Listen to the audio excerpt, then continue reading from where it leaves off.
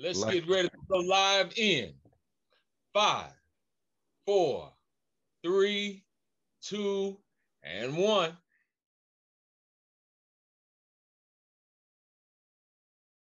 What's good? Like to welcome y'all to a old school edition of the Producers Corner podcast, which is a joint podcast right now on the beat and the Major Music Lounge, bringing y'all the Producers Corner reunion. We got Corey, we got Big Rich, Super Mario, excuse me, and we got the man with the plan, Chosen. What's good, my brothers? What up? What's going on? What's going on? Oh man, so it's just like we said before, you know, it kind of feels it kind of feels like we doing an old show for once in a long time.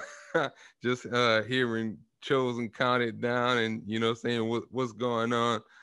Man, shoot, just trying to make it, man. It's been a hectic week.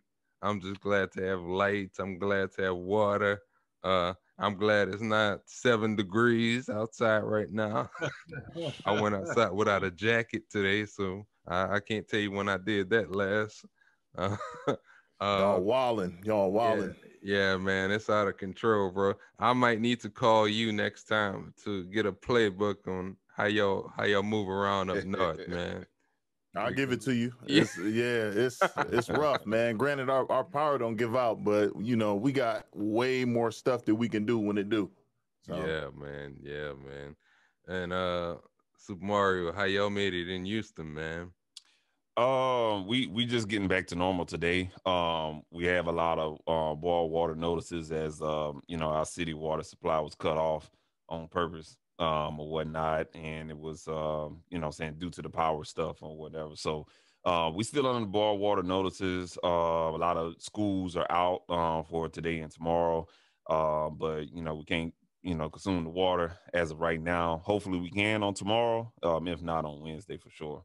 Yeah, man. I'm just, glad you're on here just like me, man. It's been a pretty rough week. Man. And Chosen, I know you out there across town from where I am, man. So, and I heard what you were saying earlier, man. It was pretty rough out there. So.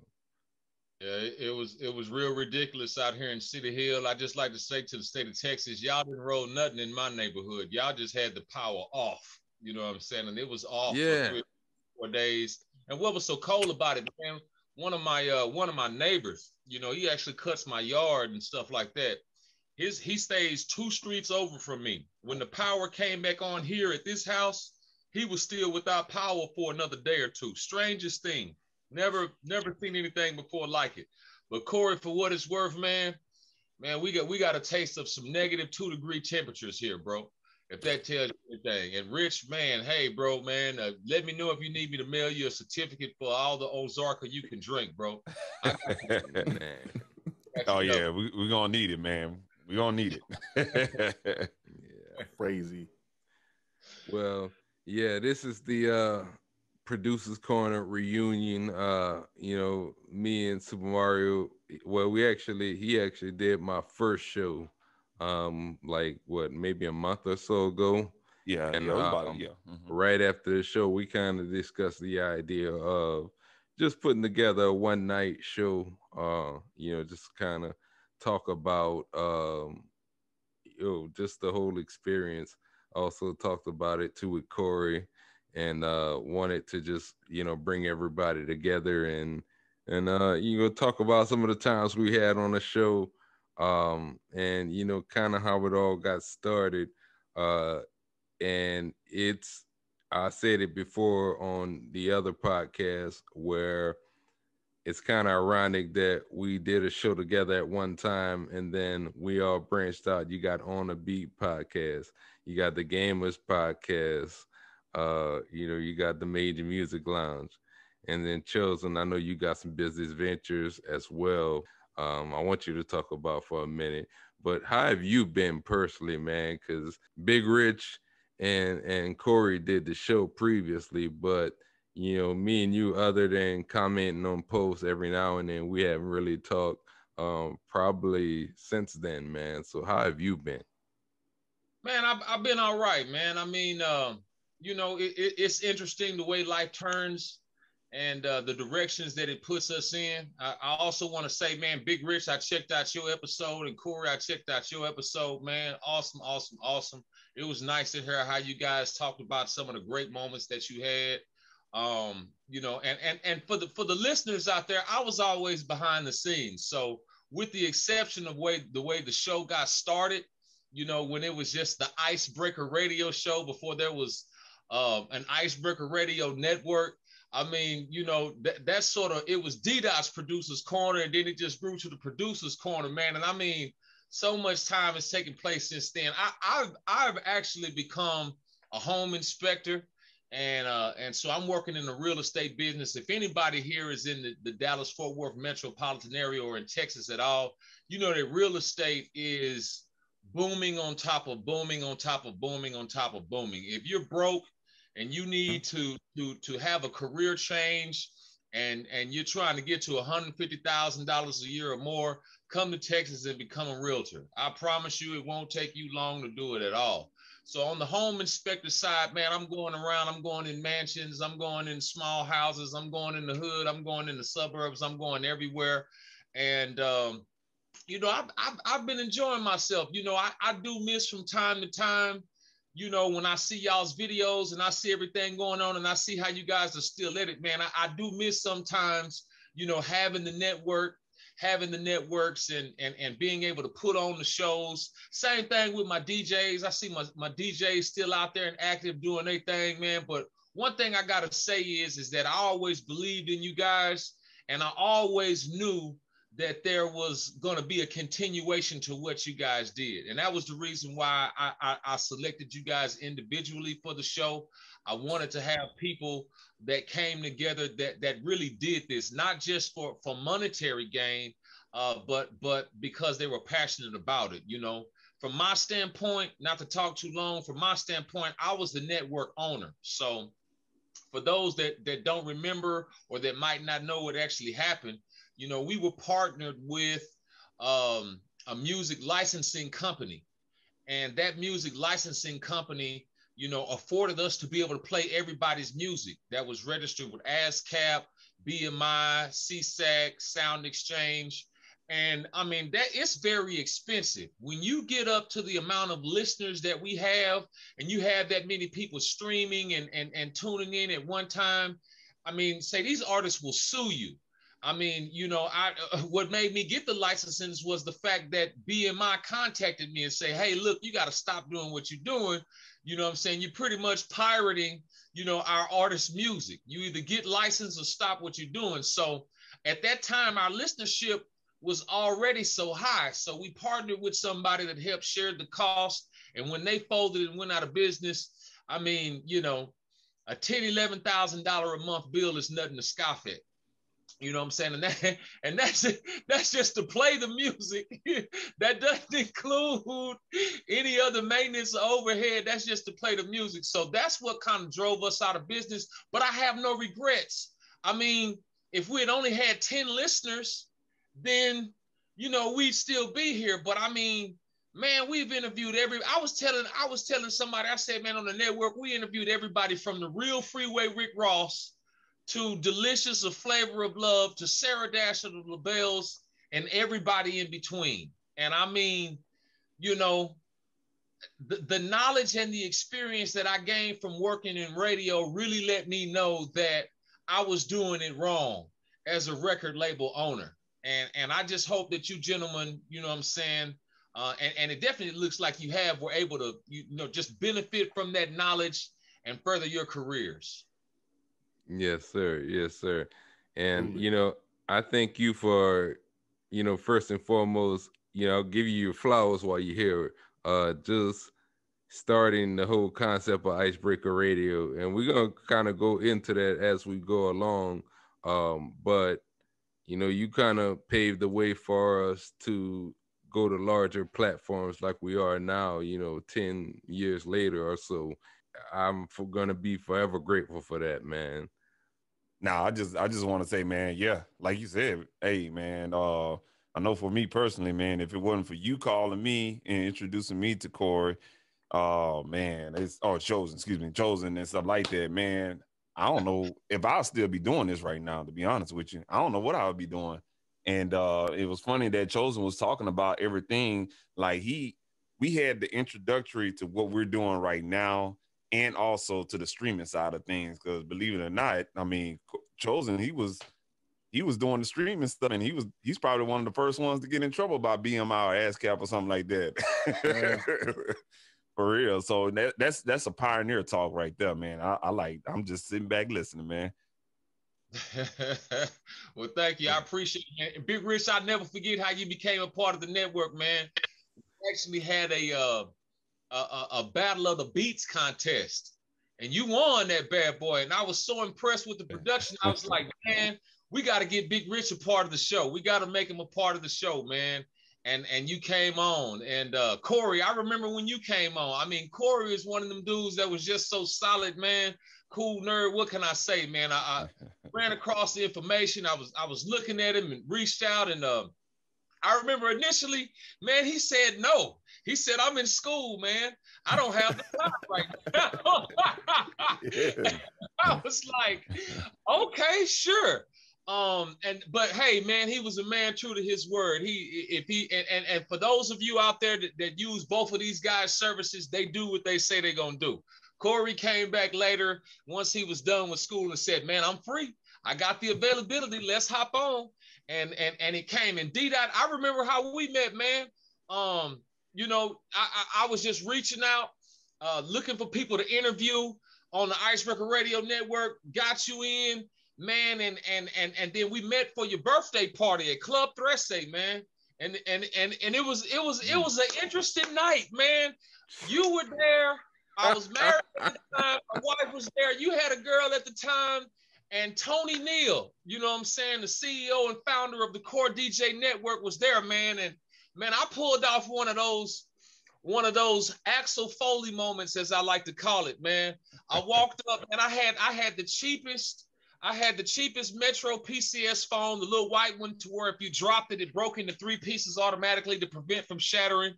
It was not a smartphone in the least, man. I mean, I was embarrassed of my phone. I love the cheap rate, but I was embarrassed of my phone. So my wife, you know how they say happy wife, happy life. She had the iPhone. So I grabbed the iPhone. I said, babe, that's Tony Neal. I'm finna walk up to him and just act like I know him and just, you know what I'm saying, and just see if I can get him on the show for an interview. Man, and I walked up to him with the iPhone, funniest story, and I just said, Tony Neal, is that you? Hey, man, what's up, man? It's been a long time since man, and I just went with it. I was like, man, you told me when you came to Dallas that you was going to be down for doing the show. Man, when can we get you on the show? And he was like, yeah, man, take my number down. And I pulled out the phone and didn't know how to unlock the phone. He was like, man, you just give me the phone, let me do it. And he unlocked it and put his number in there and called himself. And man, it was history since then, man. Once them core DJs saw that he was on the network, I mean, it just seemed like the floodgates opened for Icebreaker Radio, man, and we began to do it. Yeah, man. Yeah, man. I remember too, like, just connected with you, because at that time, it must have been probably about 2009 or 2010 or so, and I had drove out to your crib. I think you was out there in Irving. Yeah. That's when we were kind of starting to chop it up about the show. I remember even what the Ham Rothstein Sports, man, we used to get on there, and man, it got heated, man.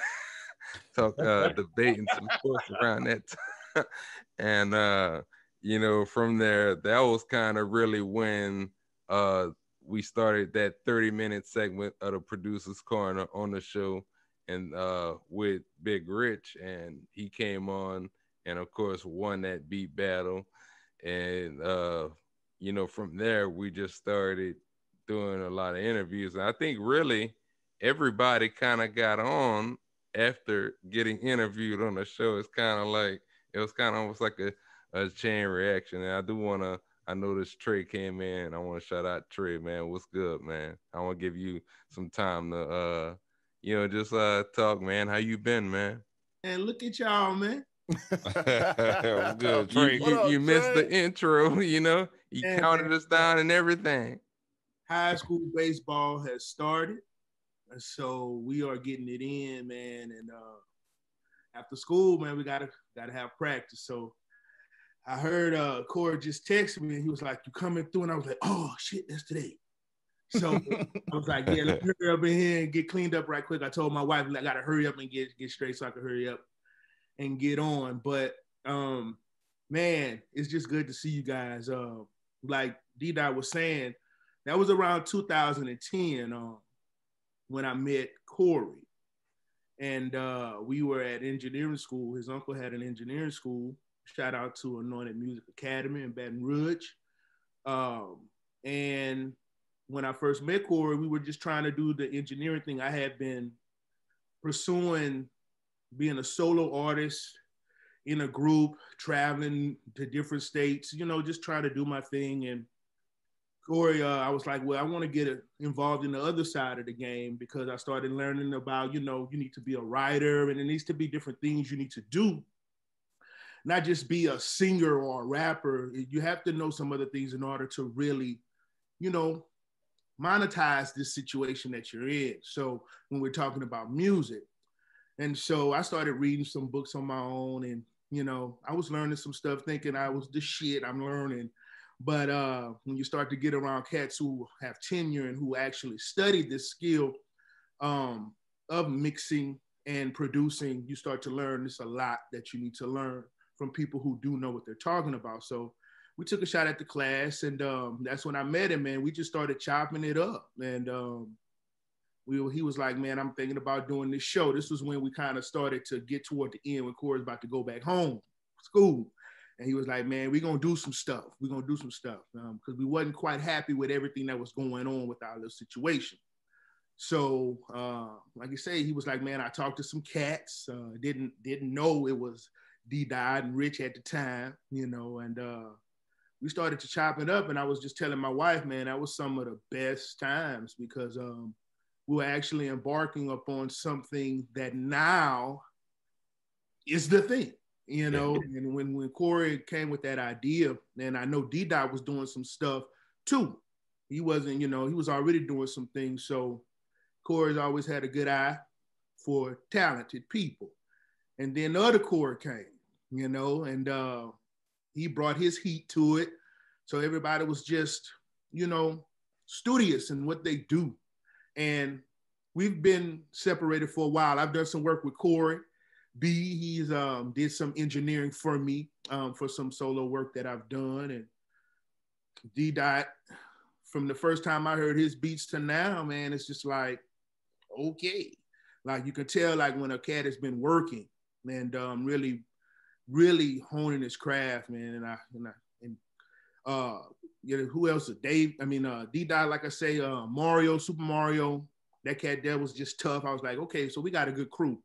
And it's just exciting to be back with you guys, man, because all of you guys are just, you handle your business. And even though we haven't been together, just been watching everybody still doing their thing.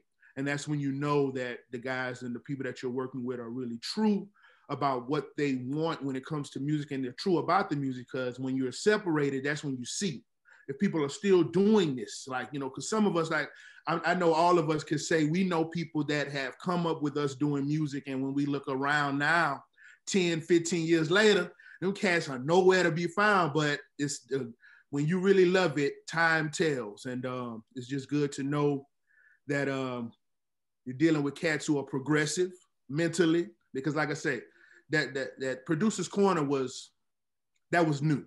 It really wasn't cats doing that on that level, because it wasn't like we had this big old budget, but it was just a work ethic behind the people, that was involved with it that made it happen. And it's just glad. I know this is a reunion, but I just hope this is not the last time we do this thing here, because I really enjoy it. And like I say, just been working on some projects, doing some work for other people, doing some work for myself. and just staying with this music, man, because I mean, I don't know other, I can't live without it.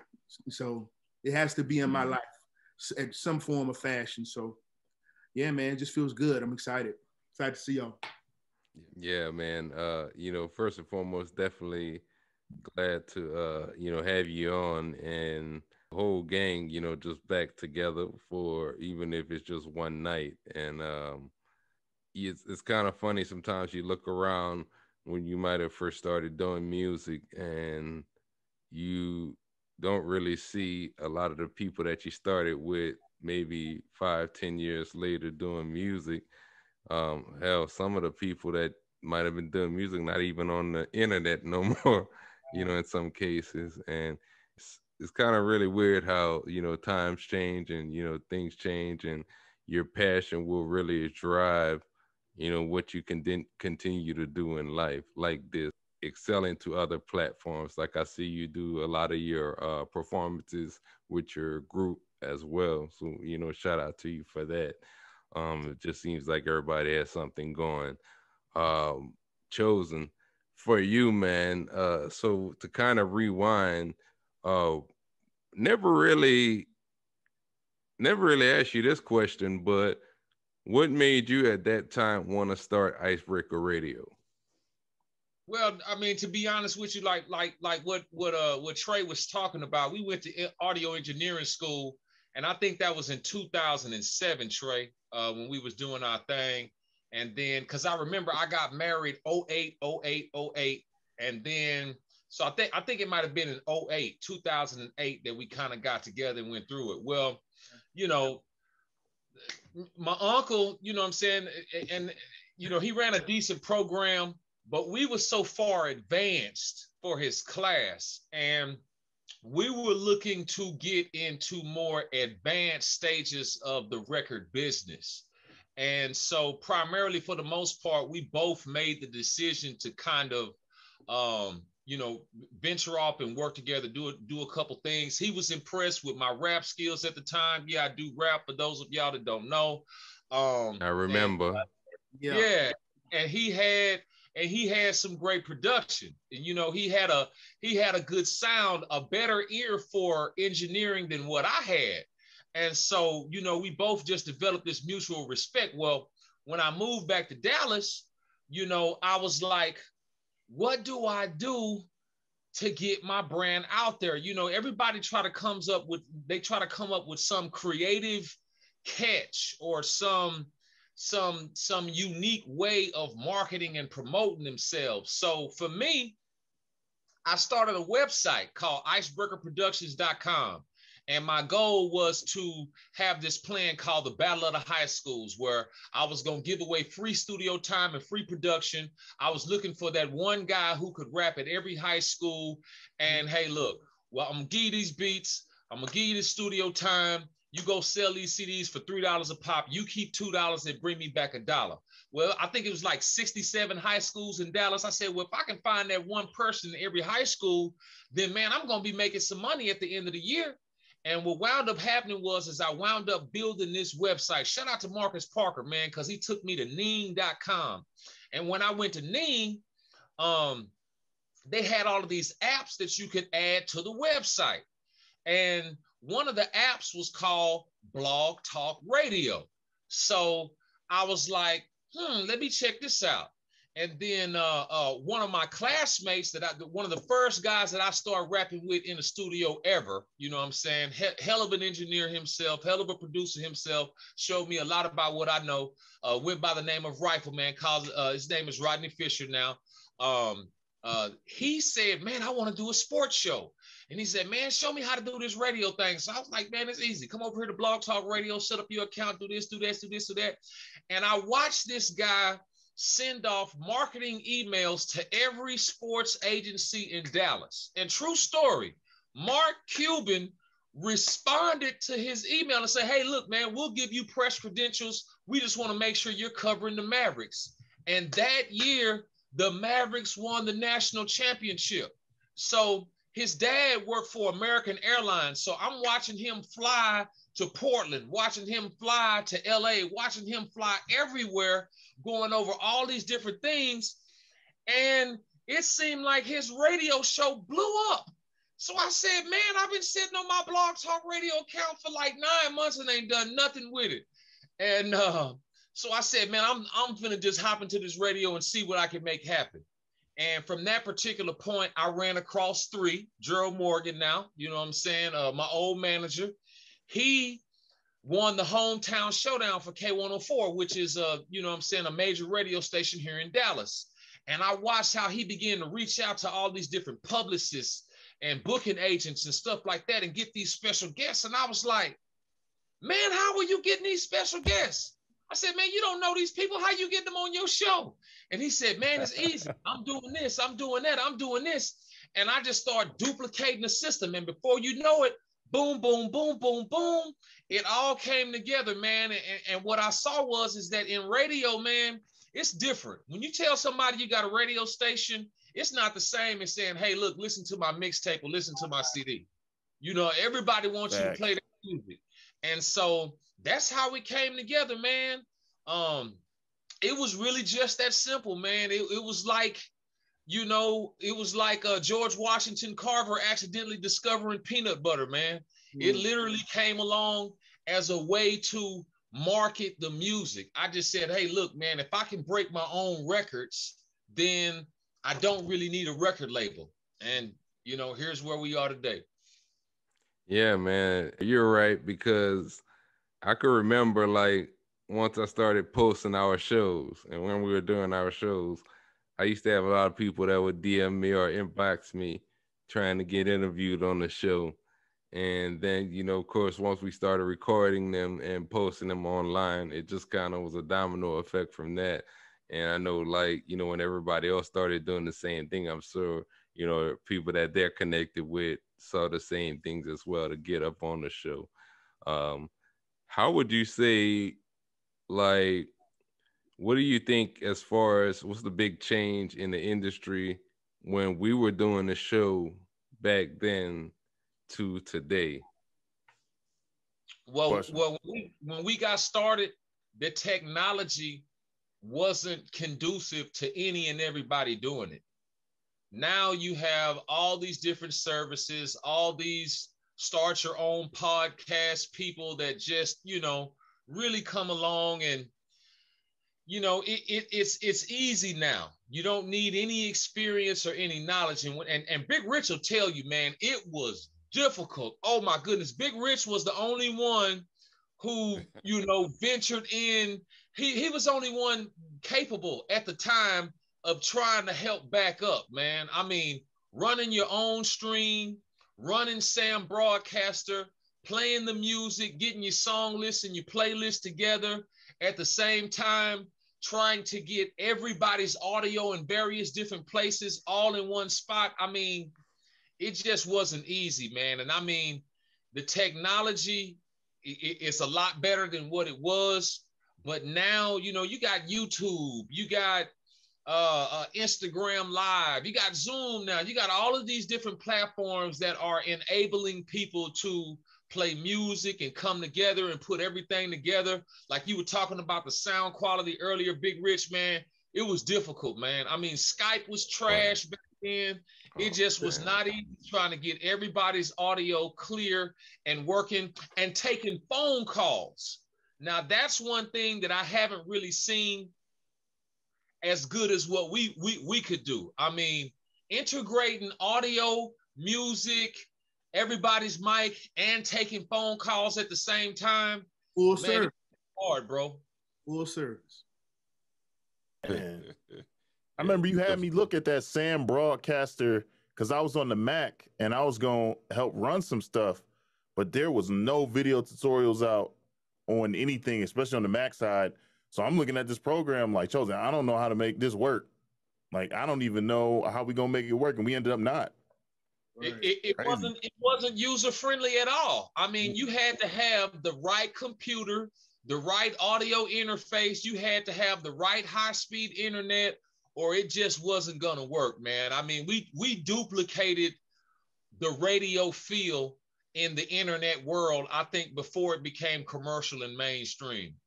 I mean, that's just the bottom line, man. Like, I keep every time I talk about, when I tell people that we did this and I have to still bring up stuff to show them, I'm like, bro, like this really was groundbreaking what we were doing. Nobody was doing this. Like, and when I mean like in other states, you never heard of that.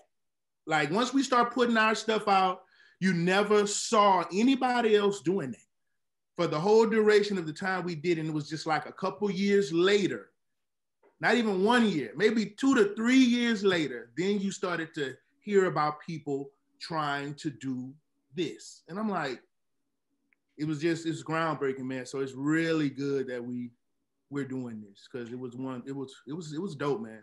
Good time. Good time. I could remember like just moving around Dallas, and sometimes people would ask me literally to do an interview, but it would be like, I want to come down to the station, you know. And we're like, nah, man, you got to call in. And you know, we did, you know, Chosen, you did have that studio for a little bit though, you know, out here. Did the shows on Saturdays, and we are back with the the Producers Corner reunion show. So you know, Trey, when you came in, you talked a little bit about, you know, artists just thinking that they know everything, producers thinking that they know everything. I guess kind of along the same lines as what I was asking Chosen about, what does he think about the music landscape? What do you think about really like music production? Actually, I'll go around everybody. Like, what is different maybe from back when we were doing a show to now? Well, man, look, the older I get, I really hate to sound like the old guy that's fussing, you know, about the new age. As far as production, I see a lot of things on YouTube, like in between things that you're watching, like these commercials with these different type of programs and plugins that are available now. I mean, if you're able to take these things and be creative with them, then that's what they're there for. But when I listen to a lot of these samples and stuff that people are using in these programs, I'm like, what is there left for a person to do? I just think that the things that are being created now that are given to people to use, it's really for the novice. It's just not the same as far as the feel. Production now is so fast and easy to where it's like, are you really spending time with this, or are you just doing this to hurry up and sell it online to somebody who's just looking for a beat? So that's just the way I feel about it. I think it's just so money driven at this point. Like, who's out there that's really doing it because it's the love? You can still love it and make money, but it's just that I don't get feelings out of I don't feel it anymore. And especially with the new things that people are using for production, it's just like, it's cool. It sounds good, but it's something missing with the songs that we are hearing now. I don't know what it is, but it's something. And a lot of it has to do, if not all, but I think some of it has to do with all of this stuff that's coming out back to back. It's just like the iPhone. iPhone 1, iPhone 2, iPhone 3, iPhone 4, iPhone 5. The first iPhone will still work if you have it. It'll still call, it'll still dial. Now, you may have to figure more things out, but what's wrong with that? Because I think that when you have to figure these things out, because even with like when we used to use Reasons, like in Cakewalk and all those kind of things, man, we had to really learn those things. Man, I could put in, and I don't want to talk about it because, like I say, some of these people one day we might, work with. But like, for instance, Drip. Y'all ever heard of Drip, right? When you hear the sounds that come out of Drip, you're like, man, that's cool.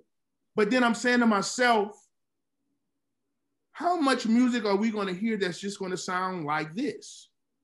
Same thing, same sounds being used. Nobody's being creative, you know. And so that's just my thing. I think you get so much to where the guys sitting down who really don't have the talent could be like, man, I could do that. And they'll do it because it's so user friendly now, which nothing is wrong with that. But when we're talking about something like music and being creative, I don't think everything should just be, oh, here you go, blah, blah, blah, blah, blah, and just press a button and it's playing a whole song for you. So yeah, it's you know, it's kind of ironic you say that, because there was this I don't know if you ever came across this guy on YouTube. His name is DJ Ed McCree. Anyhow, well, he does a lot of like tutorials on MPC stuff and just general VSTs and plugins, you know, all sorts of music gear. Anyhow, there was a kid, a 19-year-old kid who was trying to debate with him over basically these kids. I don't know how they're doing it now, but they don't buy MIDI keyboards anymore. They just go in a grid and they click some notes and then they make a beat that way. And he was debating with him about that and calling him old head, ignorant stuff, man. And I say that to say that a lot of guys don't have respect for the art anymore. You know, they just, back when, I know I was 19 years old, and at that time, man, Super Mario heard me say this, and I think maybe me and you, Corey, talked about this too. But maybe when I was around 19 years old, I was using Magic's Music Studio. Yeah. And I was just happy to have that at that time. And I wanted more. I just couldn't afford it at that time. But, you know, once I put everything together, it's not like I was shutting off people that had done it before me. I was like a sponge. I was trying to get all the knowledge. Hell, being on a producer's corner with you guys, talking about the latest gear, talking about, you know, studio etiquette, talking about music marketing, and then getting some of just your general experiences from being a producer. And I feel that a lot of these guys that are coming up now, they're not really taking the time. They're just going, I don't even know, they still might be cracking FL Studio like they were 10 years ago. They might get a couple of sounds from sounds.com, a loop that they never even chopped up, just throw some drums behind it and say they made a beat that way. Crazy. Yeah. And because I'll be listening to a lot of like projects too, and I'll be like, shit, somebody got this loop from online and they didn't even do nothing with it.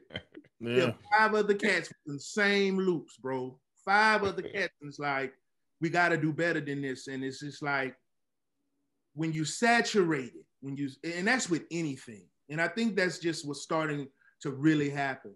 We have an oversaturation, man. It's like, it's nothing anymore. It's not something you look at now and like, wow, man, like, man, whoever can do that, they're special. Now it's just like anybody can do it. And when that starts to happen in any industry, quality starts to suffer. Because if anybody can do it, then, well, hey, it can't be that great. So it was a time when music, like, you can still listen to, I just say from the 2000s to about the 90s to 2000s, we'll never hear some of that ever again. Ever again. Some of the stuff that was being created during those times. We'll never feel that again. Yeah, man. It's got to the point where it's too electronic. And now I will say, though, on the flip side of it, a lot of those guys that were still just using those Lex Luger 808s from 10 years ago, them guys getting left in the dust. So you got to learn to adapt and use other sounds, create your own sound, you know, because I think also these kids got involved And I'm not saying there's necessarily anything wrong with having a tight beat, but what do you want your sound to be? I would rather have somebody years from now saying, "Oh, I want to get my hi-hats like Trey, or I want to get my snare like Big Rich, or I might want to get my kick like Cool Nerd," something like that, rather than just trying to bite every artist sound that they hear on the radio or whatever. Cool Nerd, what's up, man? What's your thoughts? Couple things. The one thing that this missing, Trey, is uniqueness, and we kind of got into it is because everybody's using the same sample packs, but they're not engineering them. So it's like, I can buy the same beat pack that you did. I can buy the same loops, but for me, I'm not using the loops. I absolutely refuse to use the loops. Correct. So, I get the kicks and stuff like that, but I'll take the kicks from the pack that I just bought and then a kick from 3 years ago pack, and I'll mix those together, EQ them, make sure they're phase locked, right? Because if they're out of phase, it don't hit right. But don't nobody know what I'm talking about from the younger generation, right? Like, they don't bother to understand what that means. Right. So you get a lot of recycled sounds. One of the young homies hit me up with a beat, and he was like, "Yo, check this out." I was like, "Yo, this beat is nasty."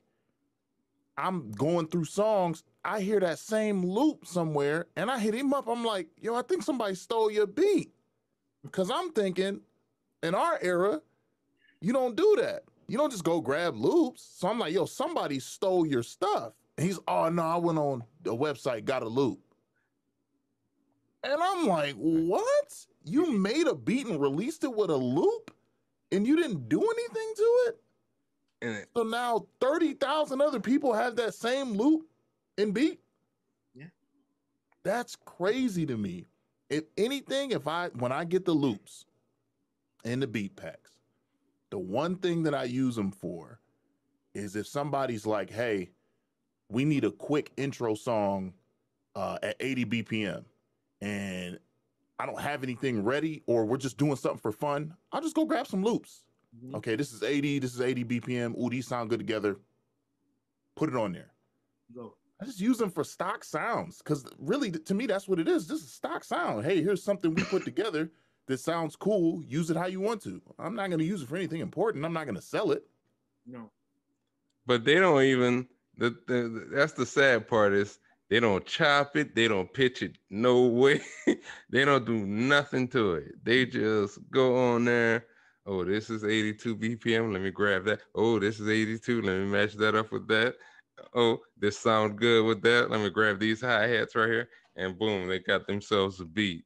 And see, back to what we were saying, when we were learning this, we had to put ourselves in a position to where we learned from those who were older than us, who were doing what we were aspiring to do. So there were some rules that were given. But the new generation, what I found out, I've met some young cats who really are serious about this. But there are a lot of cats who, like D-Dot was saying, they do not respect it.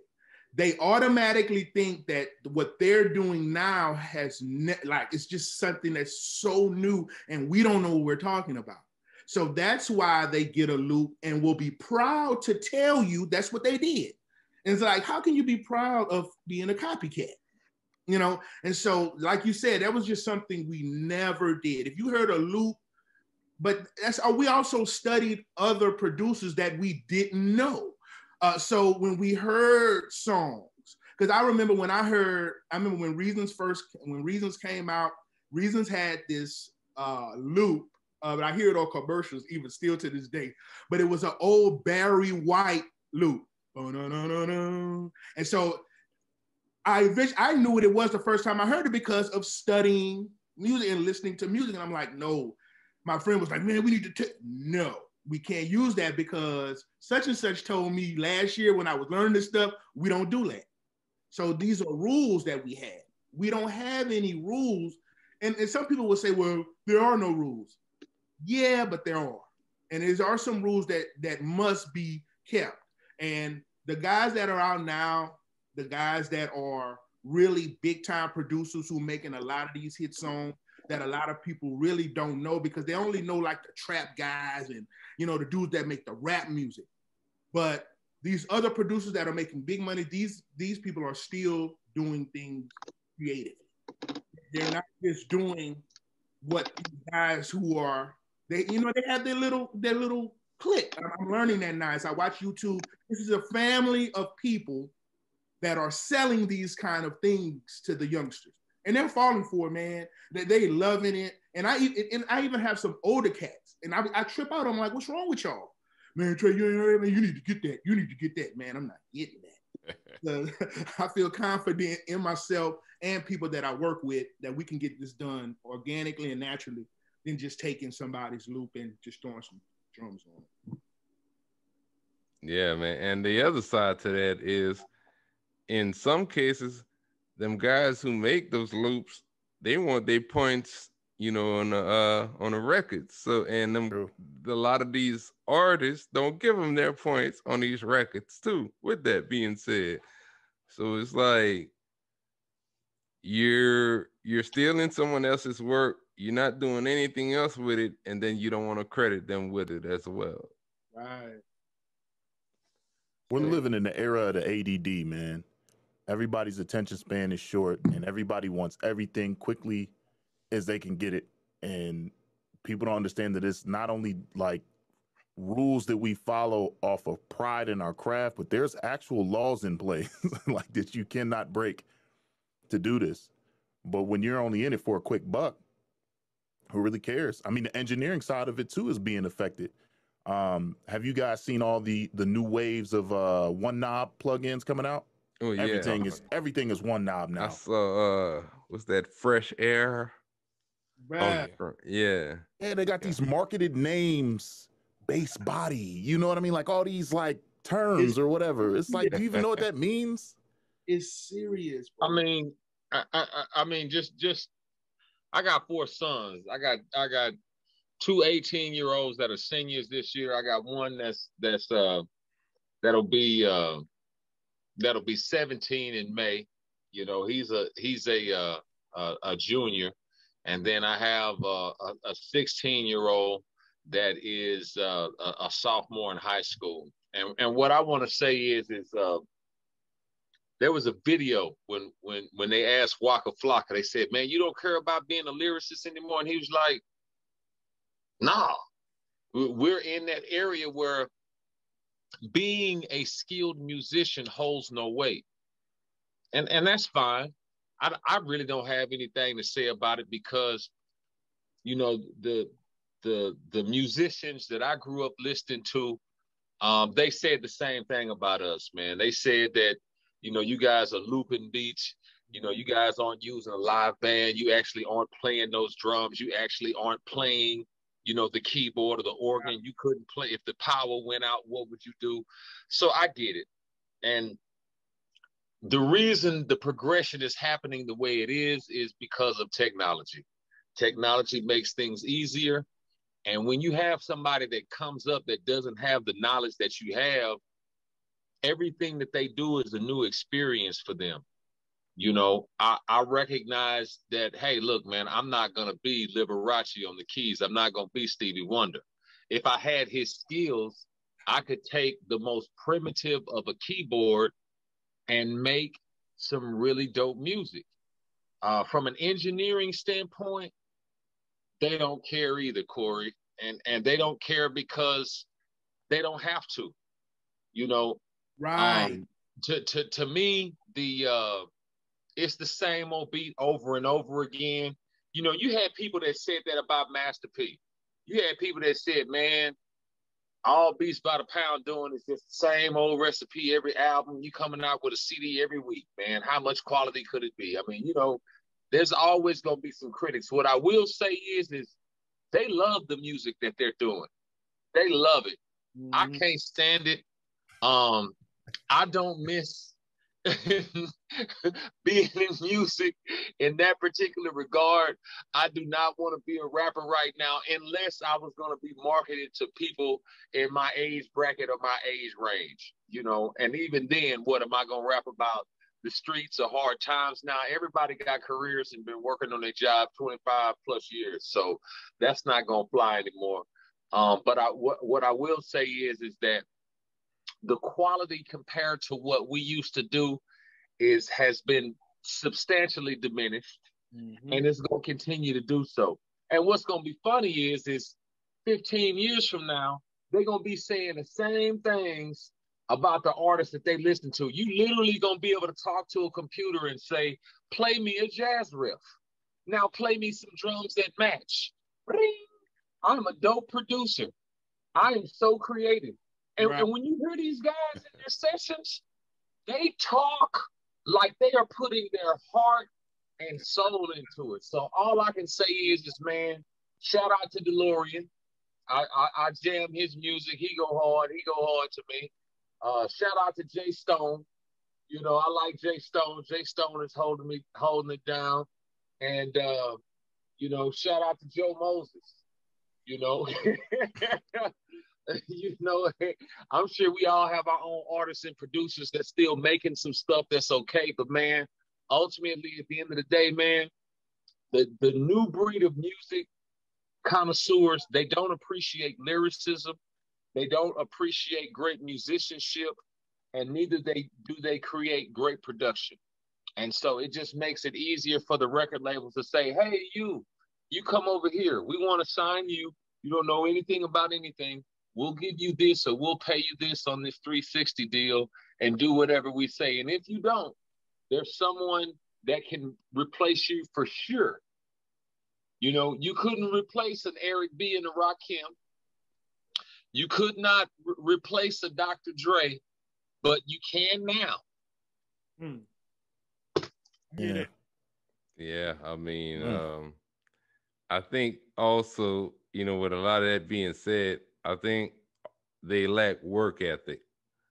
You know, they want to get in the lab in 2 hours, expect to make a hit, upload the shit on YouTube or SoundCloud or Reverb Nation or whatever, and expect to get signed the next day. And they aren't taking the proper steps to learn how to promote it, for one. They go on Facebook, they tag all their friends, they tag people that have nothing to do with their records, they're inboxing people on social media. You know, it's just, they're not educating themselves on properly going about being an artist, being a producer, and getting themselves out there. And they want that instant gratification. And it just doesn't work that way. I mean, here we are. I mean, we talking about Producers Corner stuff that we've done 10 years ago, and this is 2021. And, you know, this thing is speeding up. And instead they're, you know, it kind of goes in together with this software, these plugins that make things a lot easier to create music. But you know, it's just kind of all wrapped into one right now. Big Rich, Sumar, what's good, man? Like, what's your thoughts? Yeah, I think we all the last of the dying breed for as understanding how the true essence of music is created and produced and, you know, saying put out there correctly, or whatnot. I think, you know, I think everything is like I think it was Corey that said that, or I think it was UD died. Everything is money driven. You know, everything is money driven. Everything is about money. Artificial intelligence really killed us on that part, or whatnot. And it's so much you can rely on that. You know, you can go get a song mastered and it's done just like that. Just let it analyze and boom, there it is. So it's kind of making it difficult for jobs, for like all of us, you know, Cool Nerd, you know, Trey, D Dot, you know what I'm saying? We can't go and get a music job now because it's just not there anymore, you know.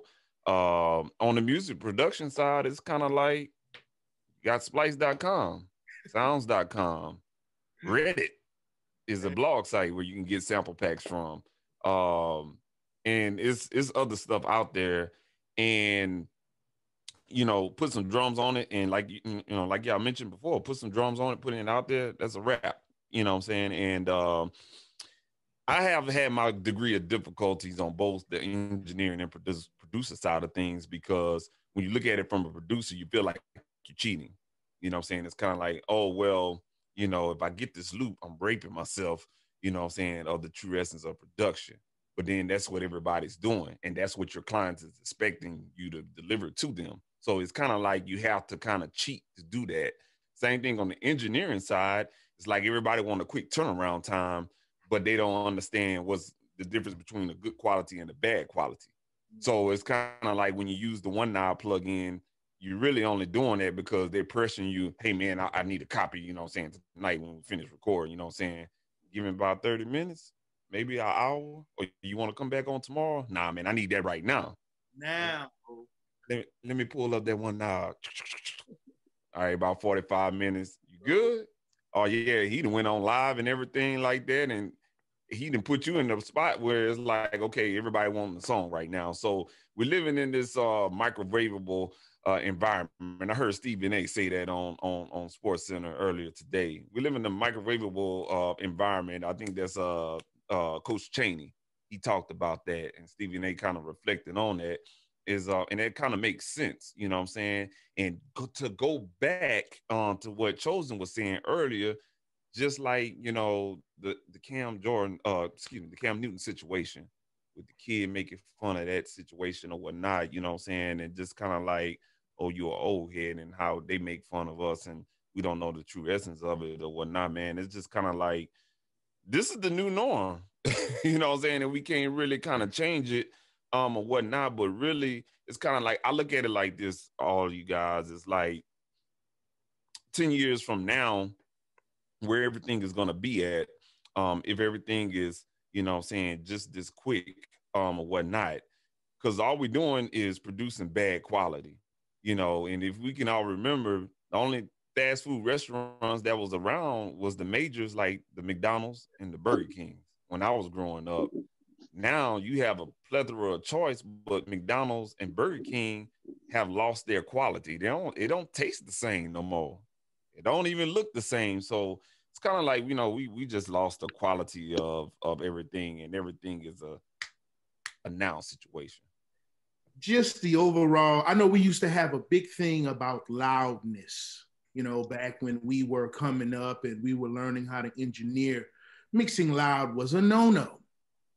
Now it doesn't matter, so it's like what Corey was saying about the people not caring. And I think that's the main thing, because when you are providing a service, in order for it to work, the people have to want it. And so that's what they want now. And I have a lot of young cats, like my stepson, he had a couple friends, just brought him over one day because the dude, boy, he rapping. And so I let him hear.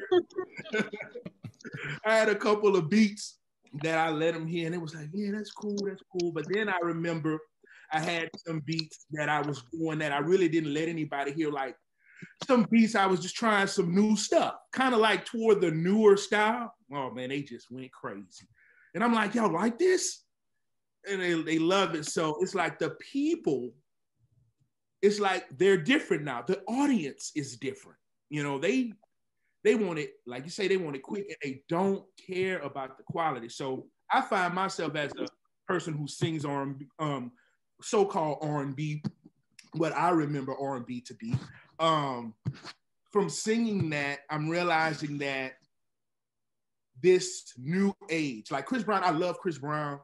I love these new guys, but I can't do that. I don't feel that. I hate auto-tunes. I'm not about to put that on. Come on, man.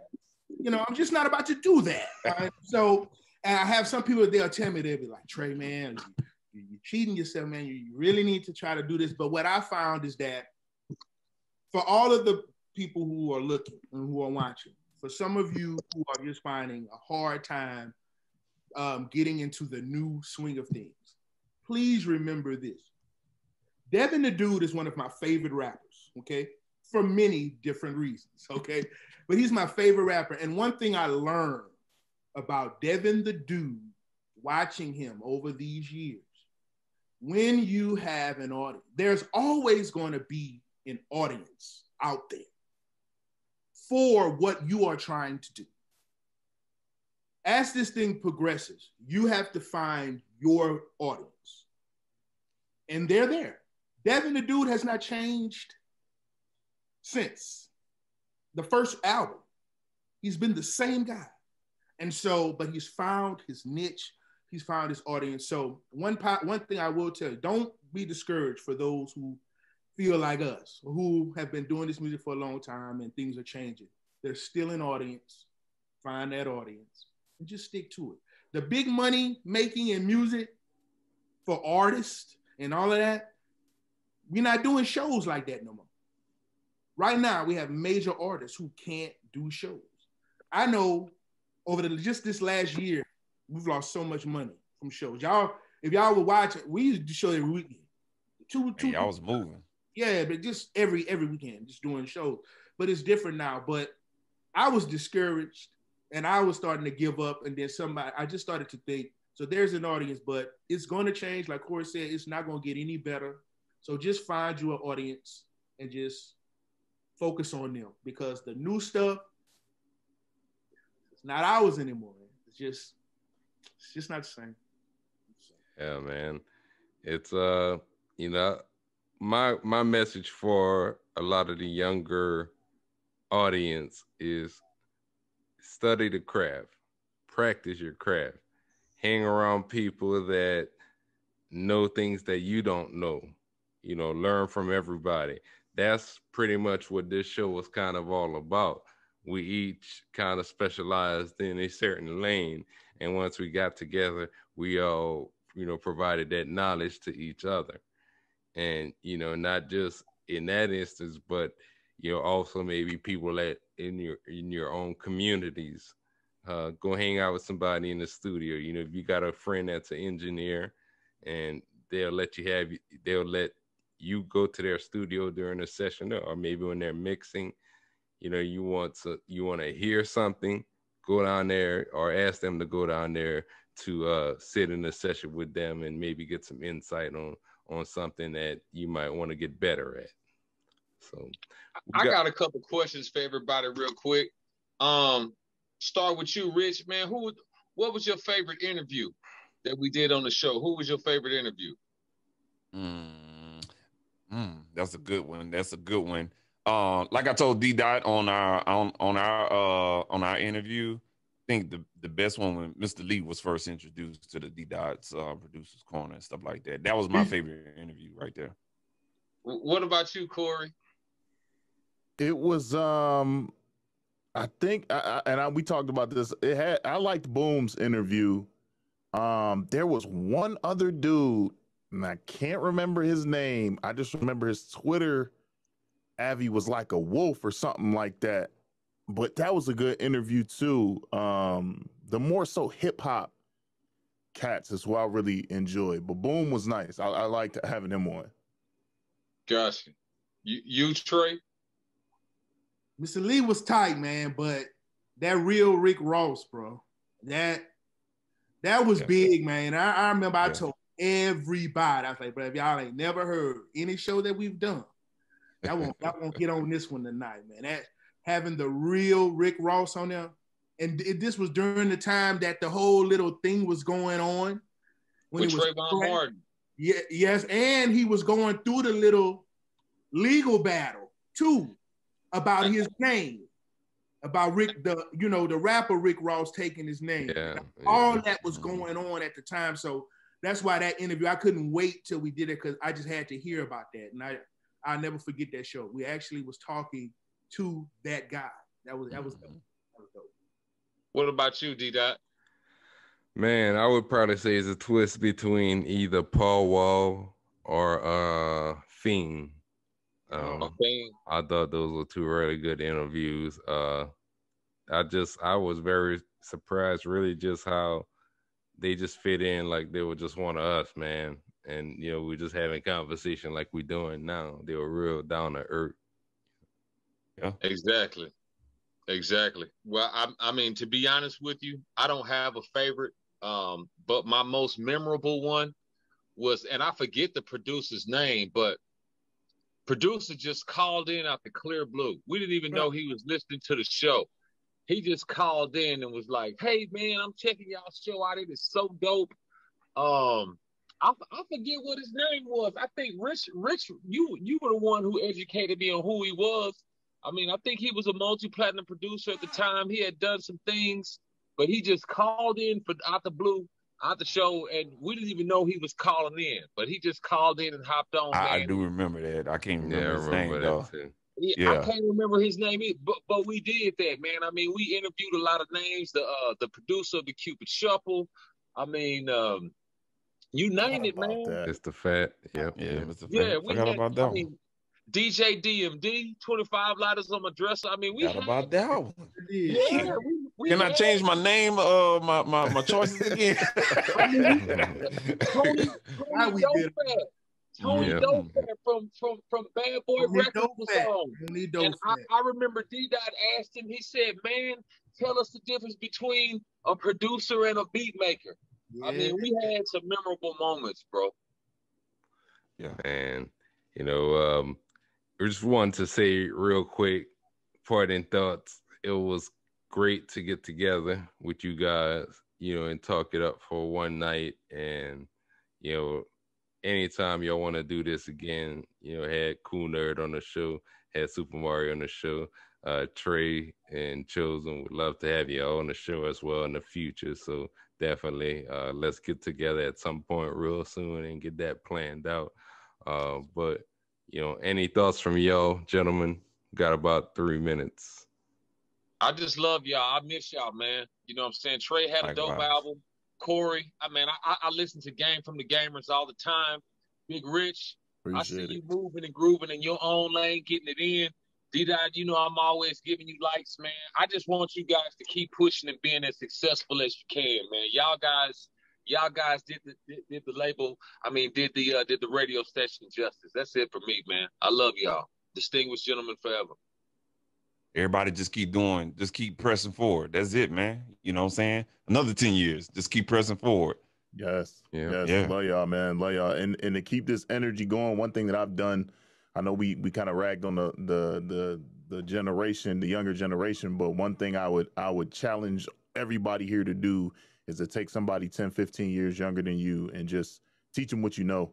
Because this is invaluable, man. What we had here when we was doing it, it's invaluable. So keep going with it. Push it to the younger generation. Yeah, man. He couldn't have said it any better. Those of you who know, don't hold this information. Don't give it to those. Now, don't just give it to anybody, but give it to those. Like they say, let me see you doing something, and then when you see those guys, work with them so they could pass this thing on, man. Absolutely. The archive is still up. Hoaxshare.com /the Producers Corner. Go check out some old What's episodes.